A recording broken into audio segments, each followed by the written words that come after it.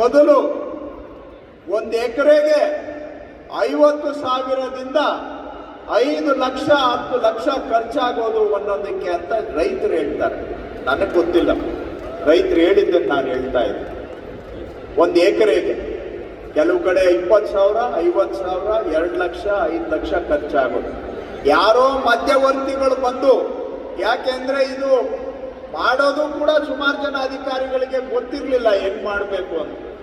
ಮಧ್ಯವರ್ತಿಗಳು ಉಟ್ಕೊಂಡು ಅವರು ಜನಗಳನ್ನ ಶೋಷಣೆ ಮಾಡಿ ದುಡ್ಡು ವಸೂಲಿ ಮಾಡ್ತಾ ಇದ್ರು. ಇವತ್ತು ಅಂತಹದ್ದು 3,000 ಕುಟುಂಬಗಳದ್ದು ಮಾಡಿಕೊಟ್ಟಿದ್ದೀವಿ ಅಂತ ಹೇಳಿದ್ರೆ ರೈತರಿಗೆ ಎಷ್ಟು ದುಡ್ಡು ಉಳಿತಾಯ ಆಯಿತು ಅನ್ನೋದನ್ನ ನೀವೇ ಲೆಕ್ಕ ಹಾಕ್ಬೋದು. ಅಷ್ಟು ಭ್ರಷ್ಟಾಚಾರ ಕಡಿಮೆ ಆಯ್ತಾ ಇಲ್ವ? ನಿಮ್ಮ ಮನೆ ಬಾಗಿಲಿಗೆ ಬಂದು ಮಾಡಿಕೊಟ್ಟಾಗ ನಿಮ್ಮ ಮೇಲೆ ಇದ್ದಂತ ಹೊರೆ ಕಡಿಮೆ ಆಯ್ತಾ ಇಲ್ವ? ಪೂರ್ತಿ ದಾಖಲೆ ಸಿಕ್ಕಿದ್ರೆ ನೆಮ್ಮದಿಯಾಗಿ ಬದುಕಬಹುದಾ ಇಲ್ವ ಅನ್ನೋದನ್ನ ನೀವೇ ವಿಚಾರ ಮಾಡಿ. ಆ ತರಹ ಇವತ್ತು ದರಖಾಸ್ತು ಕೋಡಿ ಮಾಡಿಕೊಡ್ತಕ್ಕಂಥದ್ದು, ಪಿ ನಂಬರ್ಗಳನ್ನು ತೆಗೆಯುವಂತ ಅಭಿಯಾನ ರಾಜ್ಯಾದ್ಯಂತ ನಾವು ಮಾಡ್ತಾ ಇದ್ದೇವೆ. ಇಡೀ ರಾಜ್ಯದಲ್ಲಿ ಹಿಂದಿನ ಸರ್ಕಾರದ 5 ವರ್ಷದಲ್ಲಿ 8,500 ಕೋಟಿ ದುರಸ್ತಾಗಿತ್ತು 2018ರಿಂದ 23ಕ್ಕೆ. ಈಗ ಕಳೆದ 1 ವರ್ಷದಲ್ಲಿ ನಮ್ಮ ಸರ್ಕಾರದಲ್ಲಿ 2,03,000 ರೈತರದ್ದು ಕೋಡಿ ದುರಸ್ತಿಗೆ ನಾವು ತಗೊಂಡಿದ್ದೇವೆ. ಈ ವರ್ಷ ನಮ್ದು ಇನ್ನೂ 1 ಲಕ್ಷ ಆಗುತ್ತೆ. ಒಟ್ಟು 3.5 ಲಕ್ಷ ರೈತರಿಗೆ ಕೋಡಿ ದುರಸ್ತನ್ನ ಈ ವರ್ಷದ ಕೊನೆ ಒಳಗಡೆ ಮಾಡಿಕೊಡ್ಬೇಕು ಅಂತ ನಾವು ತೀರ್ಮಾನವನ್ನು ಮಾಡಿದ್ದೇವೆ. ಇದು ಯಾರದ ಅರ್ಜಿಗೂ ಕಾಯದೆ, ಯಾರು ನಮ್ಮ ಕಚೇರಿಗೆ ಅಲಸದೆ, ಕಂದಾಯ ಇಲಾಖೆ, ರೆವಿನ್ಯೂ ಸರ್ವೆ ಡಿಪಾರ್ಟ್ಮೆಂಟ್ ಅಧಿಕಾರಿಗಳು ರೈತರ ಮನೆ ಬಾಗಿಲಿಗೆ ಹೋಗಿ ಮಾಡ್ತಾ ಇರತಕ್ಕಂತಹ ಕೆಲಸ. ಅದು ದುರಸ್ತು ಬಗ್ಗೆ. ಇನ್ನು ಇವತ್ತು ನಾವು ಈ ಕಂದಾಯ ಗ್ರಾಮಗಳನ್ನ ಮಾಡಿ ಅವರಿಗೆ ಹಕ್ಕು ಪತ್ರ ಕೊಡುವಂತಹ ಕಾರ್ಯಕ್ರಮವನ್ನು ಕೂಡ ಇವತ್ತು ನಾವು ಮಾಡ್ತಾ ಇದ್ದೇವೆ.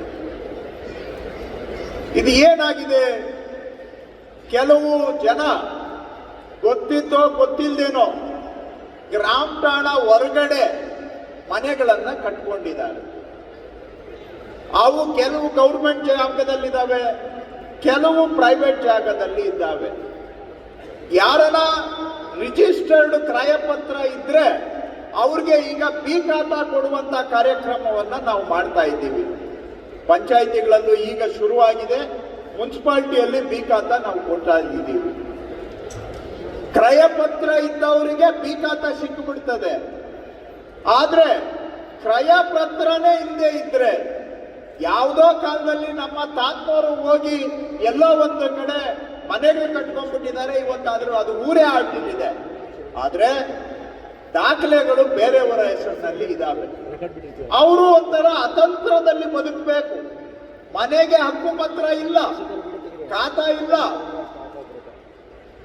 ಬದುಕುವ ಮನೆಗೇನೆ ಗ್ಯಾರಂಟಿ ಇಲ್ಲ ಅಂದ್ರೆ ಬದುಕಿಗೆ ಏನ್ ಗ್ಯಾರಂಟಿ ಇರುತ್ತೆ? ಎಷ್ಟೋ ಜನ ಈ ಮನೆಗೆ ಏನನ್ನ ದಾಖಲೆ ಮಾಡ್ಕೋಬೇಕು ಅಂತ ಬಹಳ ವರ್ಷ ಒದ್ದಾಡಿದ್ದಾರೆ, ಆಗ್ಲಿಲ್ಲ. ಮೊನ್ನೆ ಹಾವೇರಿ ಜಿಲ್ಲೆಯಲ್ಲಿ ಒಬ್ರು ಹೇಳ್ತಾ ಇದ್ರು, ಅವರು ಹಿಂಗೆ ಅವ್ರ ತಂದೆ ಮನೆ ಕಟ್ಕೊಂಡಿದ್ರು. ಅವ್ರ ತಂದೆಗೆ ತಿಳುವಳಿಕೆ ಇರಲಿಲ್ಲ, ಮಗನಿಗೆ ಮನೆ ಬಿಟ್ಟು ಹೋದ್ರು. ಮಗ ಒಂದು 20-30 ವರ್ಷದಿಂದ ಏನಾರ ಮಾಡಿ ಮನೆಗೆ ಹಕ್ಕು ಪತ್ರ ತಗೋಬೇಕು ಅಂತ ಹೋರಾಟ ಮಾಡಿ ಮಾಡಿ ಮಾಡಿ ಕೊನೆಗೆ ನಮ್ಮ ಸರ್ಕಾರ ಬಂದ ಮೇಲೆ ಹೋದ ವರ್ಷ ಅವರಿಗೆ ಹಕ್ಕು ಪತ್ರ ಯಾವಾಗ ಕೊಟ್ವಿ ಅಂದ್ರೆ, ಅವರು ನಾವು ಕೊಟ್ಟ ಕೆಲವೇ ದಿನಕ್ಕೆ ಆಸ್ಪತ್ರೆ ಸೇರ್ಕೊಂಡ್ರು. ವಯಸ್ಸಾಗೋಗಿತ್ತು, ಆಸ್ಪತ್ರೆ ಸೇರ್ಕೊಂಡ್ರು. ಇನ್ನೇನು ತೀರೋಗ್ಬೇಕು ಅಂತ 1 ವಾರ ಮೊದಲು ಮಗನಿಗೆ ಕರೆದು ಬಿಟ್ಟು ಹೇಳಿದ್ರು, ನಮ್ಮಪ್ಪ ಮನೆ ಕಟ್ಬಿಟ್ಟು ಹೋದ, ನಾನು ಈ 30 ವರ್ಷದಿಂದ ಟ್ರೈ ಮಾಡಿದೆ, ಏನೆಲ್ಲ ಮಾಡಿ ಮನೆಗೆ ದಾಖಲೆ ಮಾಡಿ ನಾನು ಅನುಭವಿಸಿರುವ ಅತಂತ್ರ ನನ್ನ ಮಗನಿಗೆ ಬಿಡಬಾರದು ಅಂತೇಳಿ ಮಗನಿಗೆ ನೆಮ್ಮದಿ ಕೊಟ್ಟು ಹೋಗ್ಬೇಕು ಅಂತ 20 ವರ್ಷ ಹೋರಾಟ ಮಾಡಿ ಕೊನೆಗೆ ಈಗ ನನಗೆ ಹಕ್ಕುಪತ್ರ ಸಿಕ್ಕಿದೆ. ಮಗನೇ, ನಿನಗೆ ಪೂರ್ತಿ ದಾಖಲೆ ಸಮೇತ ನೆಮ್ಮದಿಯಾಗಿ ಬದುಕೋದಕ್ಕೆ ಹಕ್ಕುಪತ್ರ ನಿನ್ನ ಕೈಗೆ ಕೊಟ್ಟು ಹೋಗ್ತಾ ಇದ್ದೀನಿ ಅಂತ ಅದಾಗಿ 1 ವಾರಕ್ಕೆ ಸತ್ತೋದಾಯಪ್ಪ.